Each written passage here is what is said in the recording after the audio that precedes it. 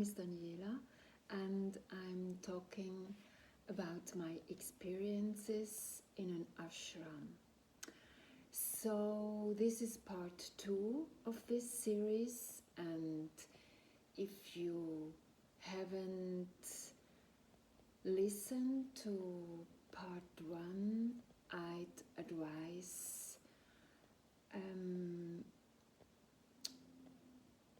to do so, because then you have the whole story.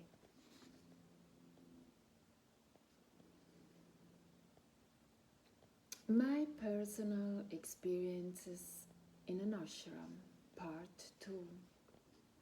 Arrival and how my theme of surrender begins to take effect. In this series of posts, I talk about my deep personal experiences in Amma's ashram. Maybe it might give some people inspiration for their own growth and transformation.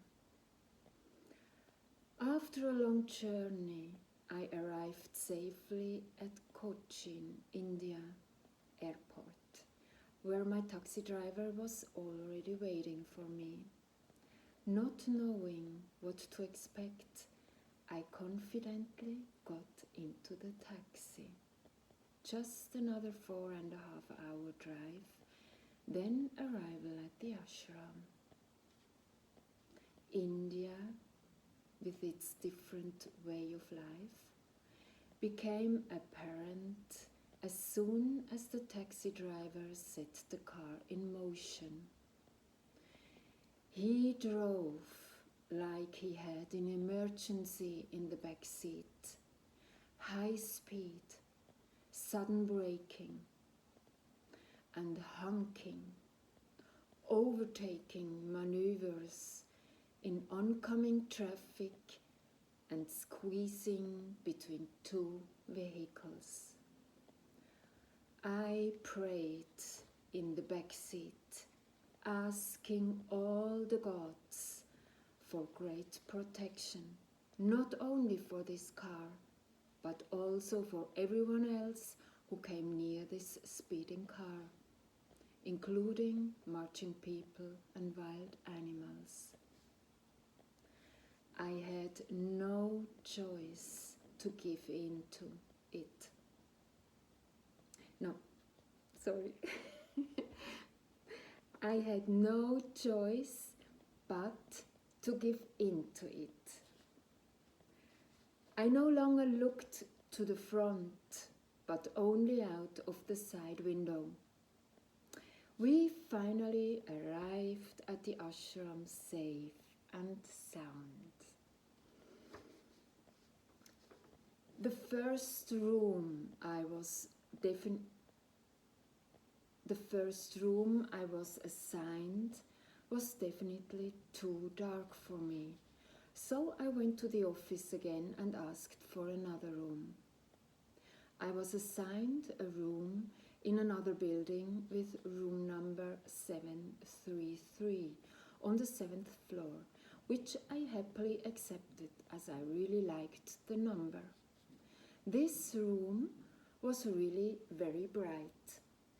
Thanks to the fact that there weren't that many guests in the ashram, I was able to get this double room for the price of a single room. When I took a closer look at the room, India again showed itself from its very own side. How does a Swiss woman with a certain definition of cleanliness react to Indian conditions? I hadn't imagined the room looking so dingy. So I went straight to the small ashram supermarket, where you could find everything you need to live in the ashram.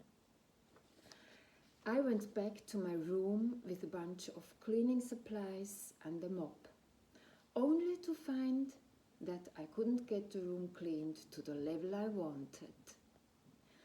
The toilet was also a horror for me.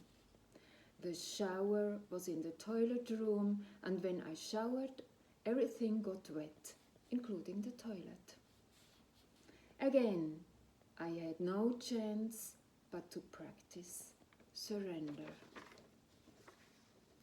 Tired from the long journey and the hair-raising car ride, becoming aware of other views on cleanliness, my very own ideas before arriving in this country threw me into a deep energy level that colored my thoughts darkly.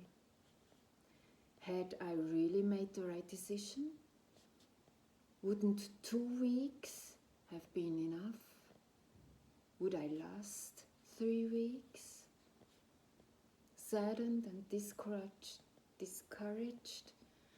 I went to bed to sleep, hoping I wouldn't have any cockroaches as a lodger.